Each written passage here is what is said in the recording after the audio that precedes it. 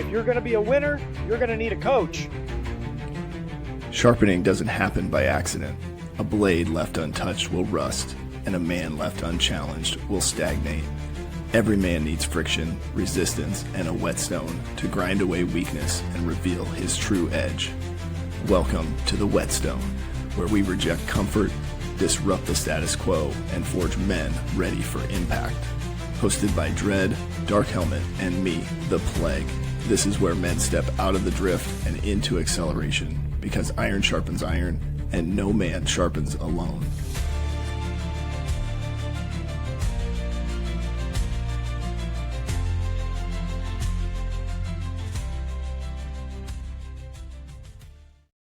And we're back. And we're back. Hey, and it's good to be we're back. We can do whatever we want. We're the bosses of this. We And especially can do since whatever our third party's not with us. Yeah. We can do whatever we want. We're the bosses. Yeah, now is Dread deep into trial? Or is this tribulation? I think he had no.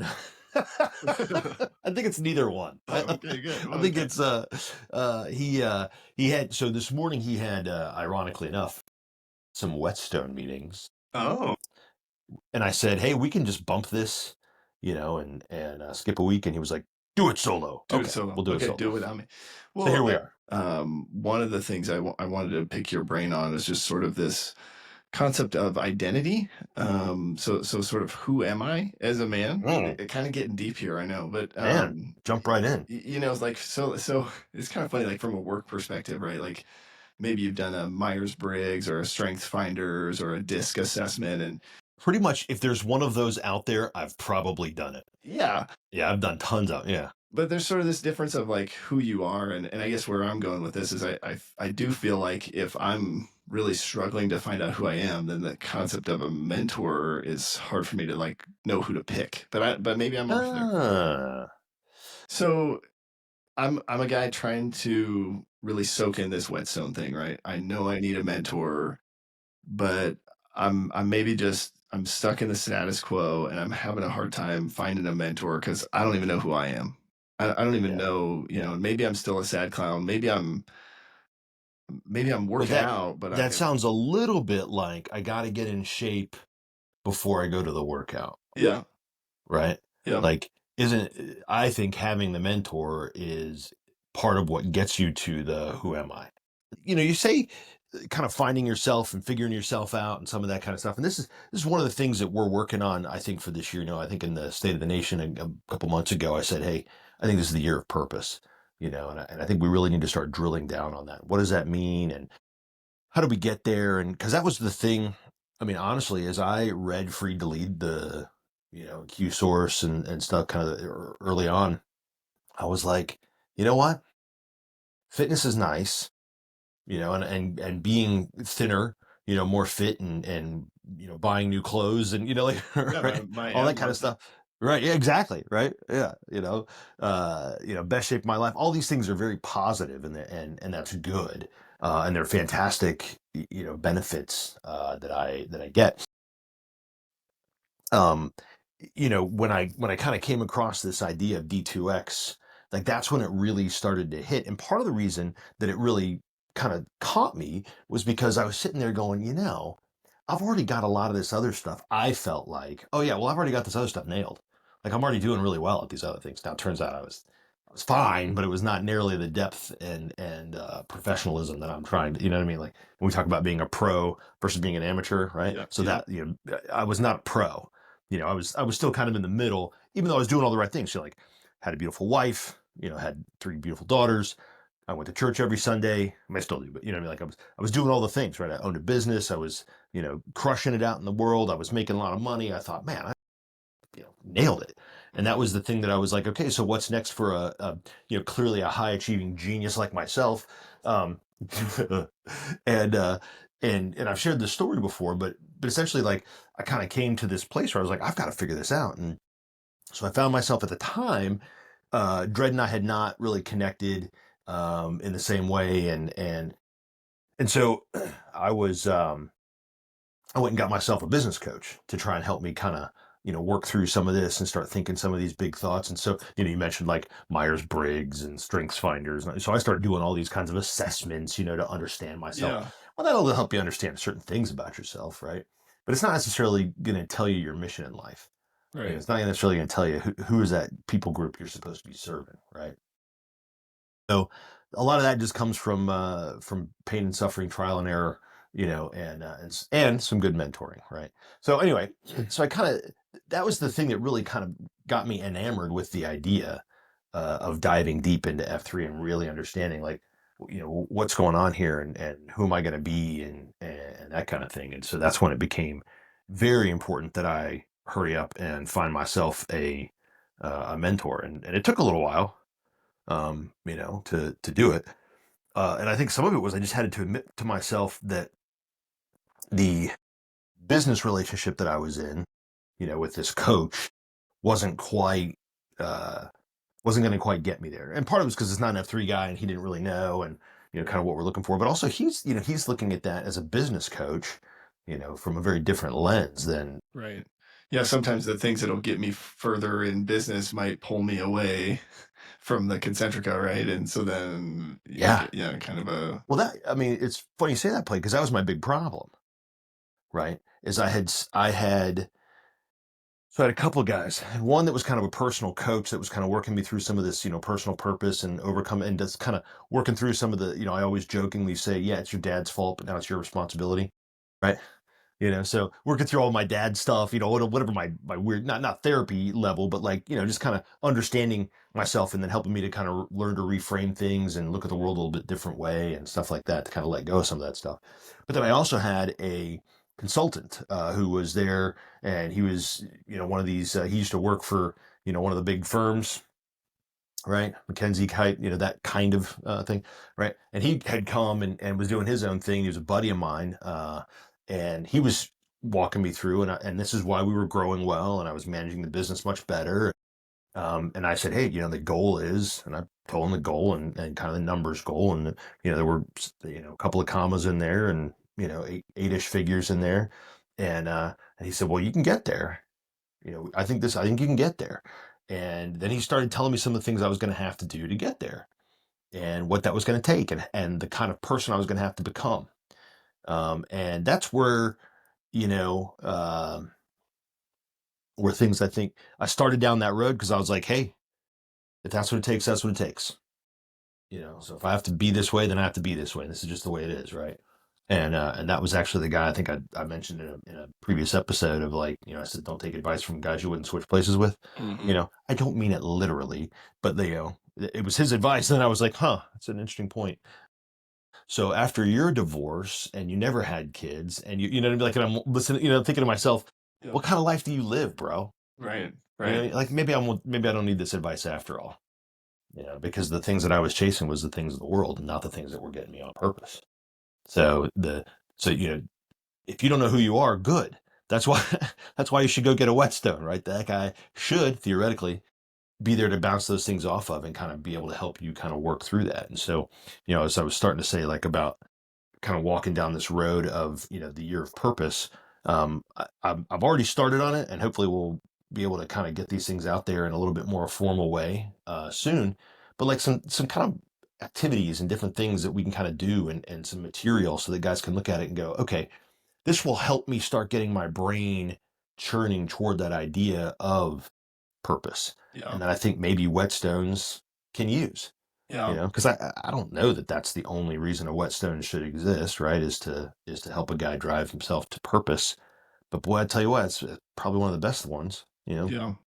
And I know for me, like, there were times in my life where I didn't know what I was pursuing, and so then I let the world or sort of the industry I was in sort of just guide that, right? And so then I pursued all these professional certifications and all, a couple master's degrees, and you get to this point where you're sort of like, for what? And all of that to sacrifice time with my wife and my kids, and so I think now there's a ton of value in education and training and all that stuff.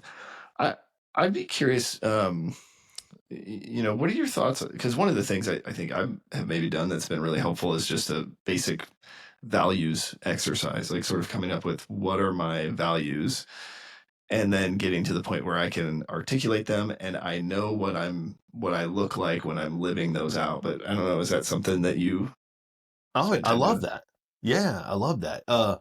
For me, when the time kind of came around to thinking about some of this stuff and thinking about purpose. Now you're talking about, I think you're kind of saying like, hey, doing this exercise and kind of figuring out what are my values, what are the things that I do value, what are the sort of the principles that I live by, and that kind of thing. Kind of toward that end of discovery of purpose. Is that sort of Yeah, yeah, the like sort of thinking? what, Yeah. what are the some of those bigger guardrails that guide how I make decisions, right? Ultimately, for me, the backstory there is, turns out, as a recovering addict, I'm impulsive, and so, so, You don't say. Well, you're probably the only one. so I had a coach, but who was a coach, business coach for his occupation, but then was an F3 guy and just a longtime friend of mine, and he sat down and kind of walked me through like, well, how are you making decisions? And I was like, I don't know, and he's like, well, what are your values? And at the time, what was so fascinating to me was like, I could tell you like I valued relationships and my faith, but I didn't know what my values looked like in action. And so that step was really crucial.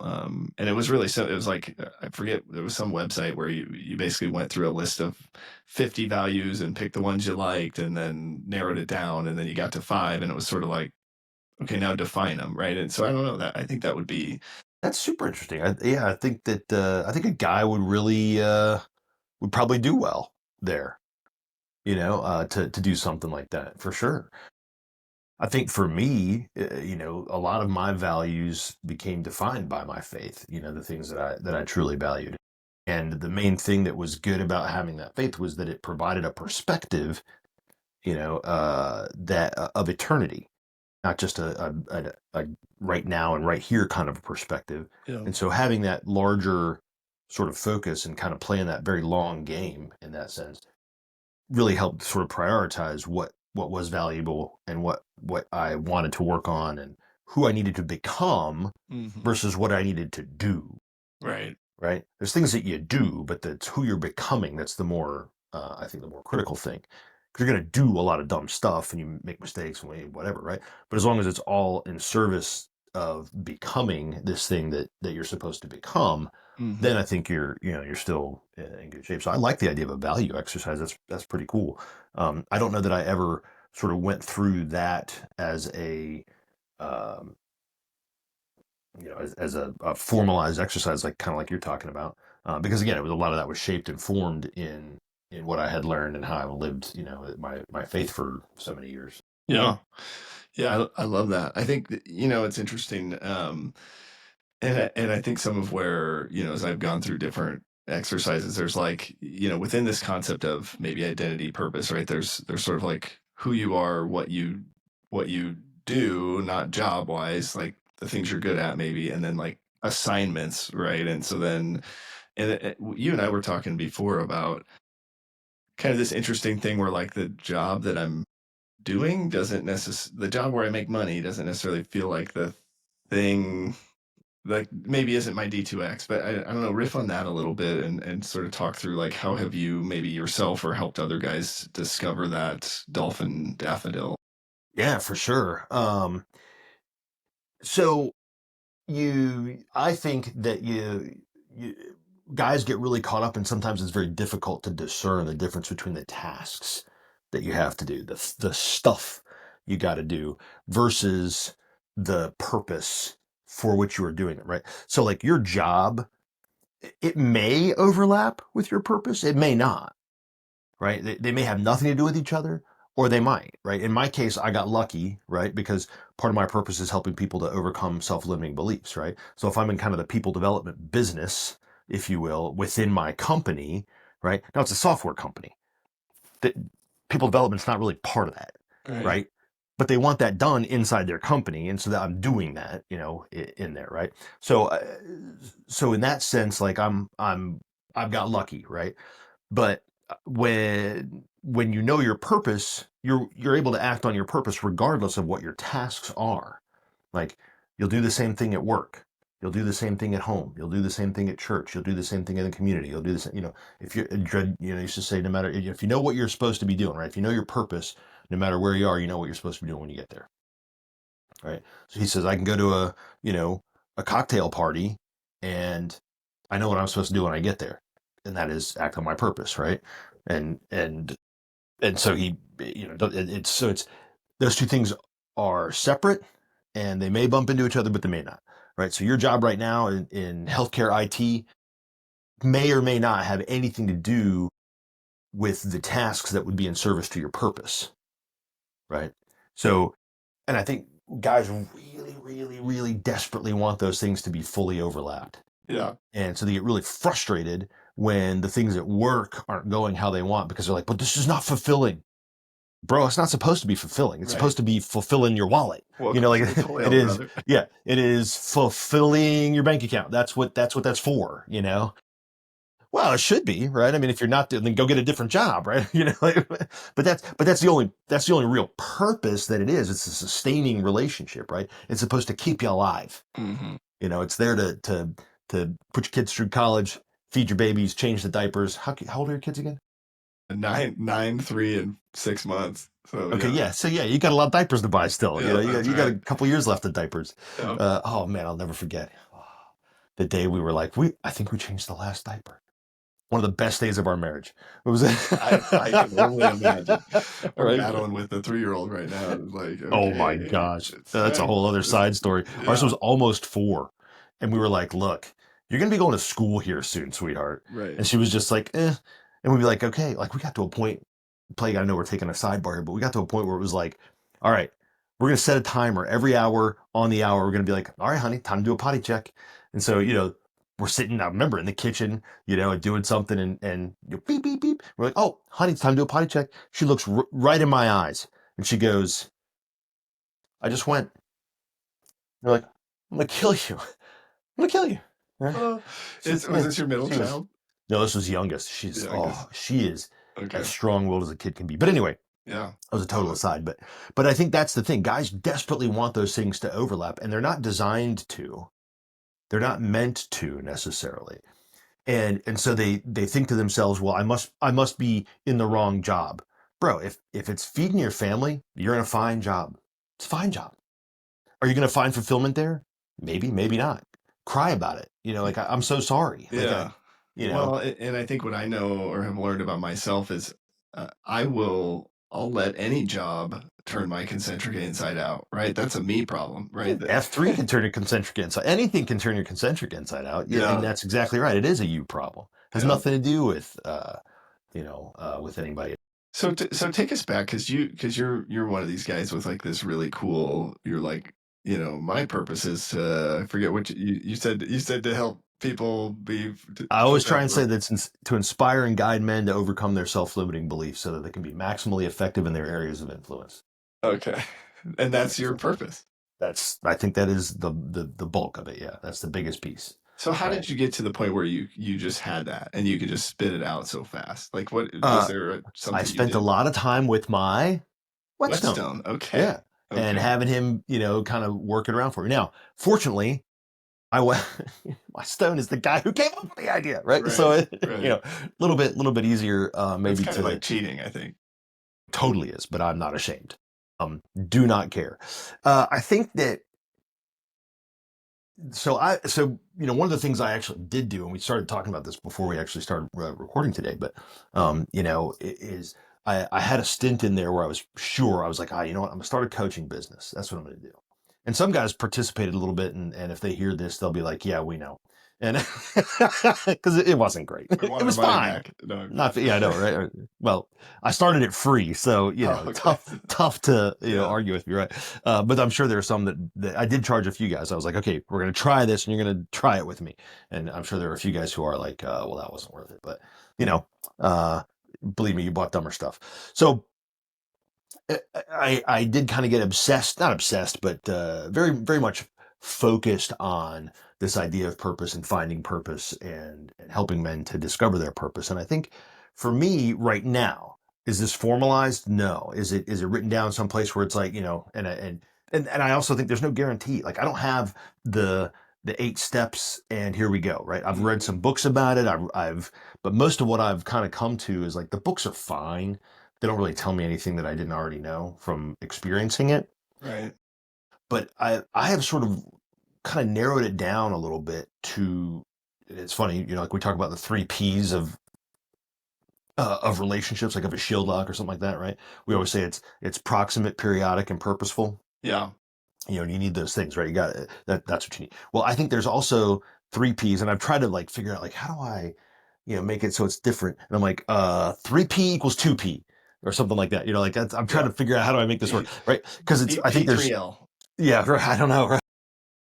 And now we're getting into like Jim and Tammy Faye Baker, like PTL. What are we talking about? I don't know. Anyway, but so I think there's 3 Ps that lead us to personal purpose. Mm-hmm. Right. So the 3P to 2P sort of, I don't know, there's a conversion factor there. So anyway, but I've sort of narrowed it down, and I don't think that this is comprehensive, but I think it's something that's useful for us to start thinking about as a framework to get us on the road to start asking other kinds of questions that will then eventually kind of, shake some of this stuff out. Right. So the first one is patterns, right? The second one is pain. And the third one is people. Right? Those are the 3 people. Yep. Okay. So let me walk you through, right? So this is born at least somewhat out of a D2X idea, right? That there's a thing that I'm supposed to be doing, and there's a group of people that I'm supposed to be doing it for. So 3 Ps, patterns, pain, and people. And I think that the question of patterns is this. You look back at your life, and it's funny because I've even come across like report cards that I got from first grade, right? And of course, now it used to be that there was these things called pens, Plague, and teachers would write, and it was a manual, like an analog thing, I've right? seen It was those in paper. museums. Yeah. Paper, I know, right? Yeah. Yeah. So, but I went back and I was going through some old stuff. It was a few years ago, and I found some old report cards from like first, second, third grade, right?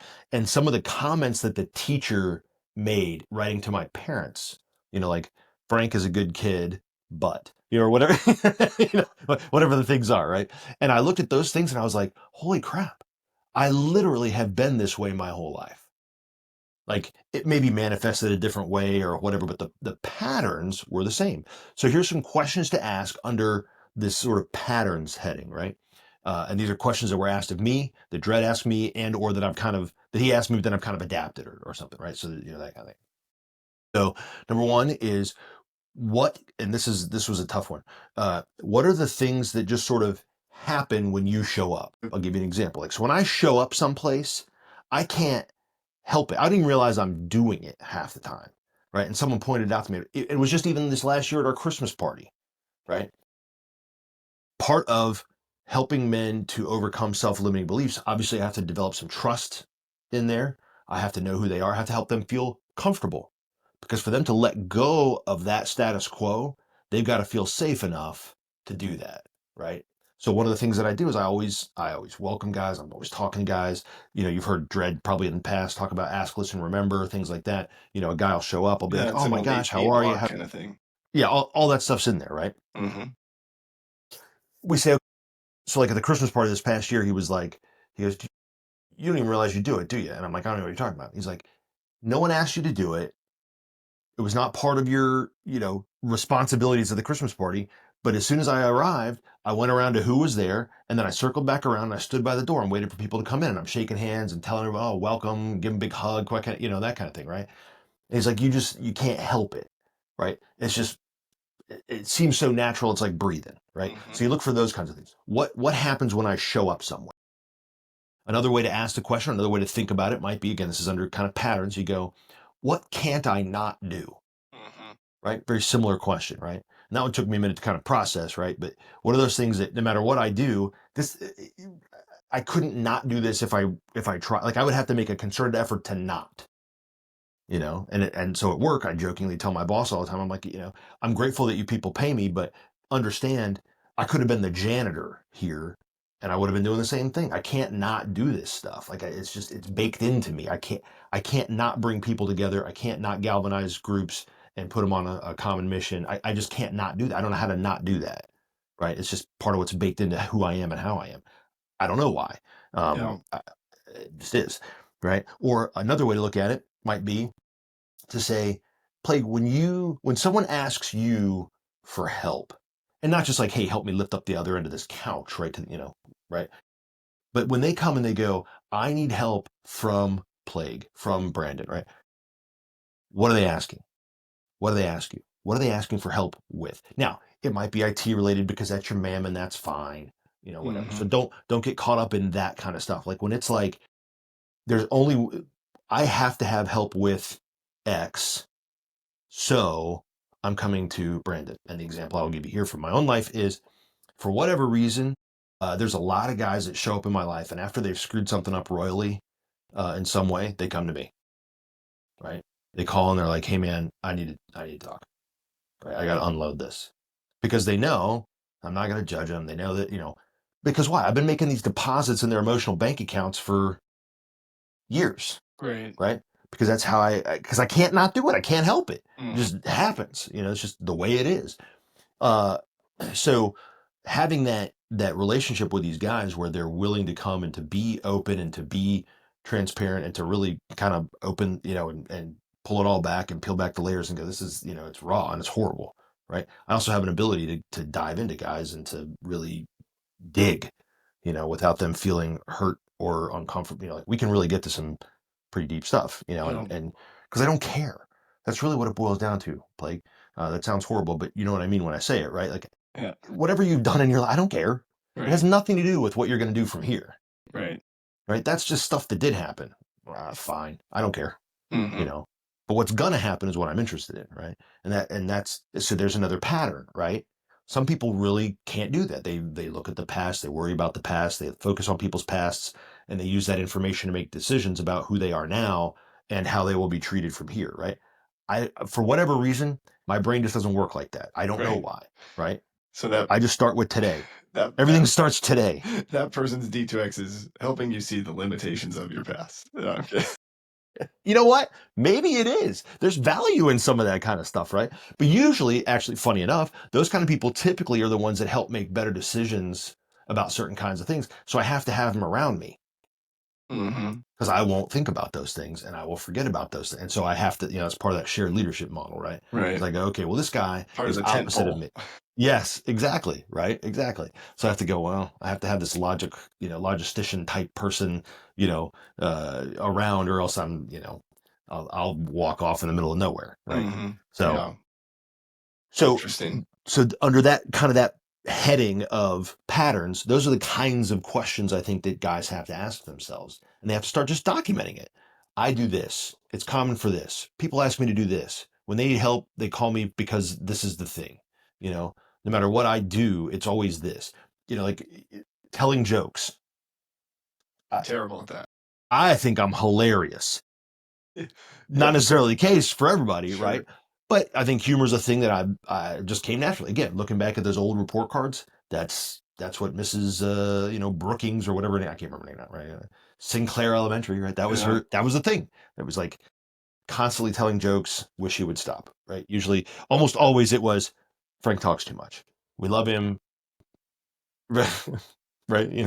If he swears one more time, no, it was never that. But do you think in that? So, and this is phenomenal. I think I'm really enjoying this because I think this is something that guys will be able to really use. But as I'm just thinking about some of those questions, and some of those things I know the answer to, but do you sort of enlist some wise counsel or your whetstone, I suppose, or in helping you see those? Absolutely. Because some of the things I think are so natural to you, I don't even know I'm doing them. You don't even know you're doing them. And so you need that third party on the outside to go, well, this is what we see you do all the time. Like when you show up to a workout in the morning, this is how you are. Right. These are just things that we see. These are the common, plague traits. Right, that exist. Right? Usually burpees is kind of the thing that guys are. Well, that's apparently because you're a jerk. Yeah. That's what I think they would say.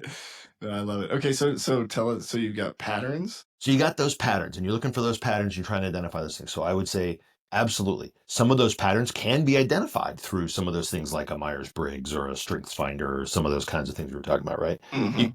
You can see some of those patterns. You can identify, and actually I think those things are useful to help you to see like an overall type that you may be. And you can sort of look at that through a little bit of a lens and say, okay, if I am a whatever you are. I bet you're probably a. Do you know what you are, Myers-Briggs? You're an I've I. taken so many. I actually have something that's called it's the it's not the plague, but it's the Brandon's user manual, right? Where I have sort of, because I've done Hogan's and Myers Briggs and EQI Okay. and all of those, Yeah. right?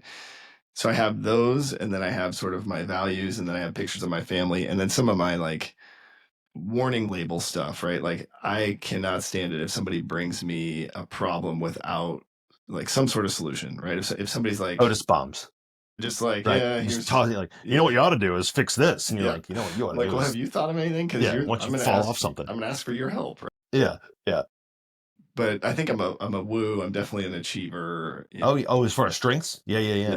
Yeah, I can see that. and then I'm a high D on the disc assessment. Probably see that. Probably a high C as well. Yeah. Yeah. DNC. Yeah. It's interesting DNC. when I've taken that assessment different times in my life, and I'm a D or a C. I'm like always Right. They're two probably points right up apart. there. And probably your S and your I are low. Yep. Yeah. Yeah. Yeah. I am like there's not almost not enough room on the chart to measure the I, right?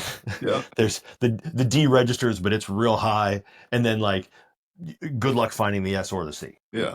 You know, Yeah. like best of luck. I can't help Yeah, you. the other one, there's a Hogan assessment that I've taken. I'm not sure I'm familiar with that one. That one is interesting because they say it's instead of how you view yourself, that one is looking at how others view Others you, do. Yeah, yeah. which is kind So of an interesting I did something dynamic. But similar called a leadership circle assessment, and it was actually going out and polling, a couple dozen people, and they filled out this questionnaire anonymously, and it was like, here's how you're perceived, and yeah, here's what we think of you, and yeah. that kind of stuff. It was pretty interesting, but But in your mind, because some of the limitation there, right, and I try not to be completely compartmentalized where I'm a completely different person at work, but the limitation there, right, is if it's just work people, sure. then I'm only getting Yeah. So sort of work. that particular assessment, Yeah. there's like it bunches people up and it's like personal work, your boss's boss, like it has a whole bunch of different Oh, categories of cool. people, and you're supposed to ask people across kind of your whole spectrum of,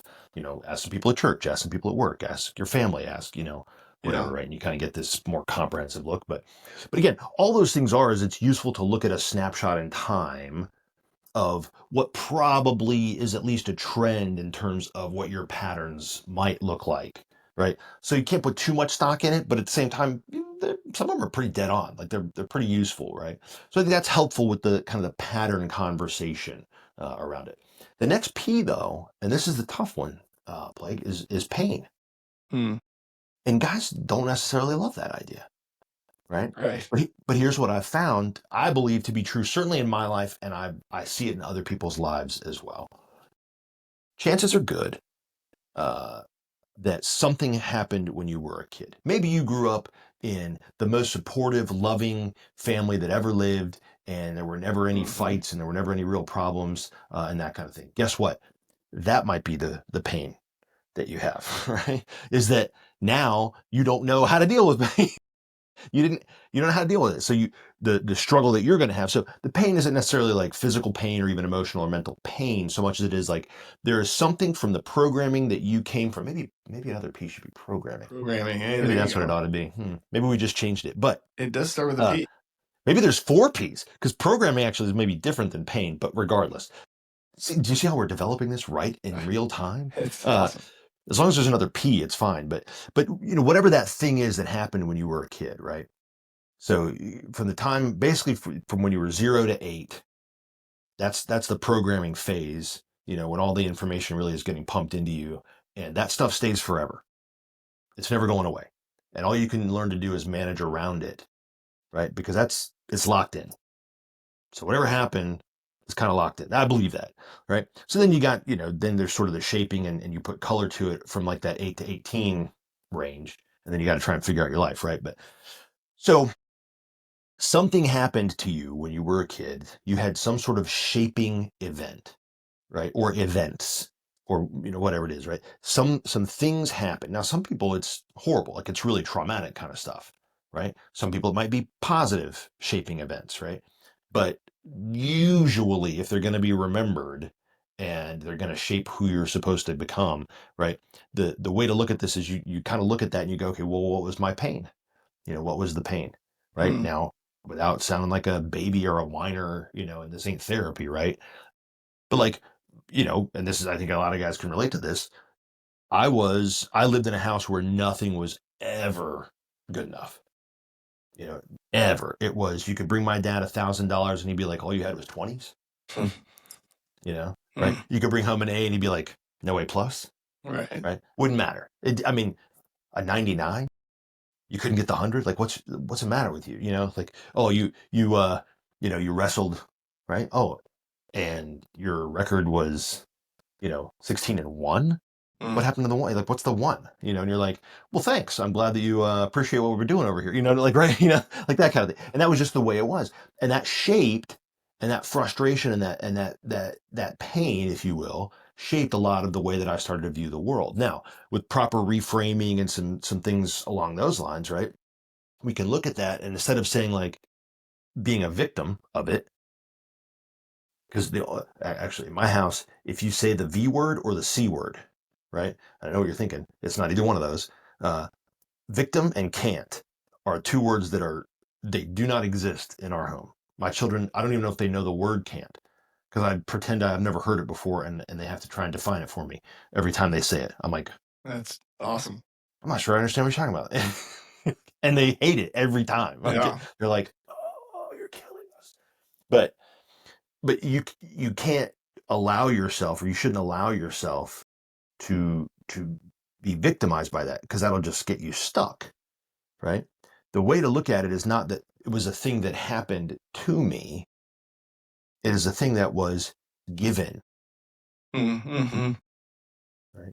So you take this pain, whatever it might be, and you go, all right, this was given to me. Why? Because there's now something in that. There's some pattern, there's some element of that now I'm going to learn to overcome. And then I use that to help other men overcome, or other people overcome, a similar problem. So I was nothing but a self-limiting belief running around, because I believed that no matter what I did, it wasn't going to be good enough anyway. So why bother at all with some things, right? Right. Or what I did a lot of times was like, I'm going to prove to the world I'm good enough by overachieving in every possible way that I can. Mm-hmm. Right? By being the super fun, nice guy and just overdoing it a lot, and whatever it was, right? Or if I was going to be in business, it was going to be, either we were this level or we were nothing. Mm-hmm. I can't tell you the amount of time and energy and whatever we spent. Like, our SEO on our website, if you could find another hit on page one, like that wasn't ours, like good luck, because it was like either we're all of it or it wasn't anything. So you look at that and you go, that's a pattern, number one, based on pain that was given to me. And now I can tell guys and go, hey, brother, all of that stuff that you've had in your past, that you've believed about yourself, or that you believed about this thing that happened, don't think of it as happened to you. It was given to you. And if you can help people reframe it like that, they go, oh, okay. I can use these experiences that were given to me, even though they hurt me, Mm-hmm. I can use them to help other people to not hurt because of similar things, right? Right. Similar patterns for things that may have happened in their life, right? So I think that's a useful next piece to living in your purpose. Yeah. Yeah. I've often wondered if some of my pain is like helps me find the people I'm supposed to serve, or how or like if it's my parents were divorced, or Mhm. It's it's all of that. very similar, right, to what you're saying about just sort of thinking I can earn acceptance, right, or whatever it might be, and you ultimately realize those are empty vessels, right? I mean, you can keep churning, the world will let you, right? Oh yeah. The world will not stop you from running yourself into the ground, but eventually, something will happen. You sort of get to the end of yourself, and then you in my experience, I've had to, that's where like daily surrender to my creator is I can't live without doing that, right? Yeah. Yeah. Every day is a white Yeah, chip day, right? I mean, in an emotional sense, right? Like, hey, we're starting again. Here we go. yeah, Right? yep. Yeah. Well, so then you've got patterns Mhm. which can could be caused by some sort of pain or not. Sure. I mean, they're all related in Yeah, some fashion or other, right? and then you've got people was the third one. People is the third one, Tell us about that right? one. So, and just to kind of put the the bow on pain, did you ever see the movie City Slickers? Yeah, curly, Okay. love it. Right. Yeah, Yeah, yeah. Crap bigger than you, right? That one. yeah, There's a scene in City Slickers, and those guys, and they're out on the trail. Billy Crystal and I can't remember the other two guys. One of them was a guy in Home Alone. The other one, I've never seen anything else that I can remember. But anyway, they're out on the trail and they're riding, and they said, we'll kind of play a little game here. Well, best day, worst day. What was the best day you had? What was the worst day you had? Remember that scene? mm-hmm. Billy tells his, and the Home Alone guy tells his, and then it gets to the third guy and he goes, I don't want to play. And they were like, you have to, like, you brought it up, jerk, right? Mm-hmm. And so he tells this day that happened of his father, beating his mother or whatever it was, right? And he says, I stood up to him and I threw him out of the house and we never saw him again. And that was the best day of my life. Was taking back the power in my house. And they were like, wow, holy crap. What was the worst day? And he was like, same day. Right. So when I think of, this pain, it's got to be that two-sided thing, right? Sure. Where it's like, it's a horrible thing that happened to you. Absolutely. And it's probably your best opportunity. Probably the greatest thing that could have been given to you, because now you Mm-hmm. have this defining moment to say, okay, I will overcome these things and now I will help. I'm going to come back down the mountain to help others overcome these things. So then we say people. Do you ever see the movie Unbreakable? Maybe. Bruce Willis, Samuel L. Jackson. It was a M. Night Shyamalan movie. I'll tell you now, I'm not the best movie remember. You got to remember, a lot of my past was Whatever, I was millennials. under the influence, so Okay, that's I very might fair. have. So you've probably seen it. You just don't remember. Hey, I'm better I was now. I was very drunk. Um, no, so there's Unbreakable, Samuel L. Jackson, Bruce Willis. Look, it's a 30-year-old movie at this point. If you don't know the plot, then sorry, you're not Yeah, sorry. Spoiler alert, go right? watch it. Yeah. But Bruce Willis is a superhero and doesn't know it, right? Oh yeah, yeah. Okay, I've seen, and and he's like, there's a scene where he's like in a shed or something, and can he lift like an amazing amount? No, that's yes, phenomenon. no, that's it. Okay. Yes. Yeah, he's lifting with his kid and he just keeps lifting heavier and heavier. They put everything in the whole place on the bar and Yeah. he's lifting this thing up and he's like, how am I this strong? Right. It's Yeah. in there somewhere. I've seen it. Right. Yeah. See, I told you. Yeah. Yeah. So there's a scene later in that movie where Bruce Willis finally figures it out. Like it clicks. He's like, holy crap. I am a superhero. Like that is what I am. And he calls Samuel L. Jackson like in the middle of the night. He's like, I'm a superhero. Now what do I do? Right? And Samuel L. Jackson, who turns out is a supervillain, right? But he says, now you go where the people are. And then there's that scene where he goes into like Grand Central or whatever, bus station or train station or wherever it is that he is. And he starts bumping into people, right? And he starts, seeing little flashes of the bad things that they did. Yeah. Right. And then he finally nails it down. He's like, well, I'm going to go after that guy because he's really bad, right? So he went where the people were and he just started bumping into stuff till he figured it out. Right. So you take these patterns and you kind of identify and start working with that. And then you take this pain, right? And you start understanding a little bit more about that. And then the trick is you just start going and serving people. Yeah. Anybody to whom you are drawn. Yeah. Right. For me, there's no question. I can't help women. I can't. And there's a lot of reasons for that. And we can get into them sometime, but I can't. And it's not because I'm an idiot, right? But there are things about them that I can't help them, right? It would not be, and in fact, it would not be good or appropriate for me to be in that kind of a situation, right? Based on what my purpose is. I don't need to be unlocking women's minds and helping them feel, great amounts of esteem or happiness or whatever, like, because then they get confused, then they go, well, this guy's great. No, he's not. He's a horrible person. Stay away from him, right? So for me, it's men. And as it turns out, it's men kind of in this age range, where they're just hitting that spot. And I think we talked about it maybe an episode or so ago where it's like, they're accelerating men, they're doing the things in their life, but they've hit this point where they're like, well, I don't understand what to do next, Right. you know? And there's all this stuff that they have to kind of break through, that they've limited themselves by holding these beliefs, right? So if I can help shake those things loose off of them, and they can open a whole new world to them, they go, oh, things like, I don't need permission to be me, or, oh, my work isn't my purpose. Mm-hmm. Oh, my, and they can kind of understand that. Then we have a chance to continue to accelerate and kind of move to that next phase, right? Beautiful. So those are the three. The three But now there P's. might be a four, because maybe programming is in there. Programming. Yes, there might be 4 P's, but Yeah, it's so cool because, and I think the dots are connecting really well, right? Because we kind of talked about last episode that guys are afraid, so they don't enter a Whetstone relationship, or they don't really want to change, right? They get stuck in the status quo. And I think in my experience, it has been my patterns and my pain that have sort of kept me stuck. And I remember one of the things I used to always hear in 12-step program was like it's really hard to be focused on yourself when you're out there serving other people.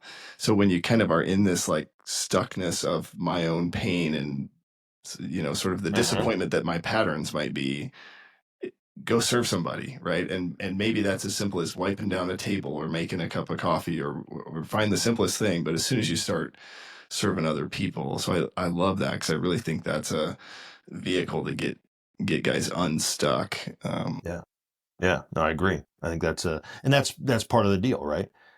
You try and serve them according to the purpose that you think you're kind of figuring out, right? And then, but it doesn't really matter at first. Mhm. Just go try stuff. Yeah. Go break stuff.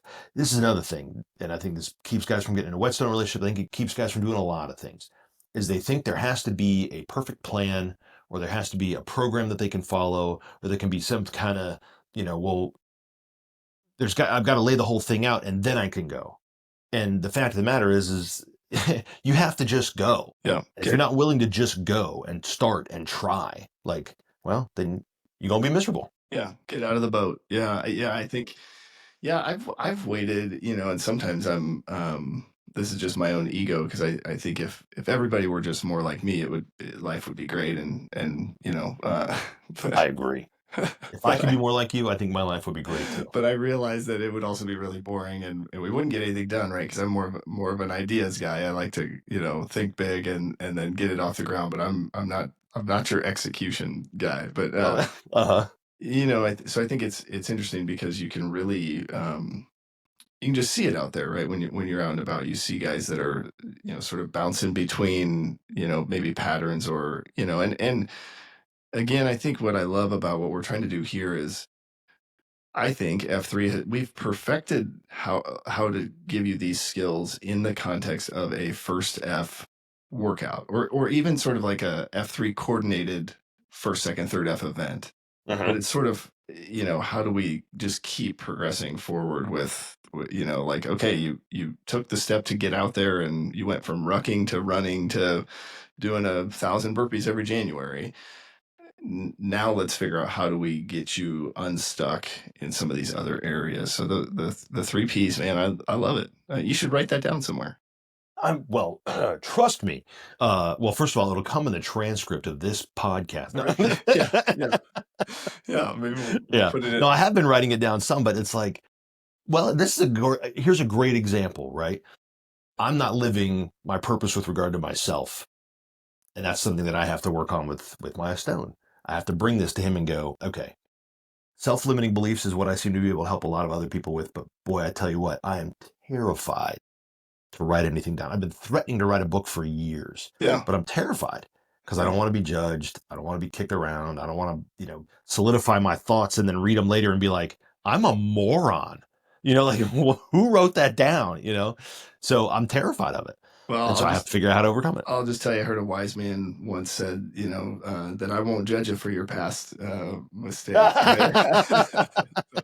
Hey, well, this has been awesome, and I'm just excited where we go from here, and just kind of continuing to unpack, whether it be different tools or just different conversations that we have. Hopefully, guys are getting a lot out of this, and if you're following along with the challenge, you've got one more week to get into a Whetstone relationship. I've done my Oh, there you part. go. I'll report back on sort of how that's going, and who knows, maybe along the way, I'll share some of my learnings as well.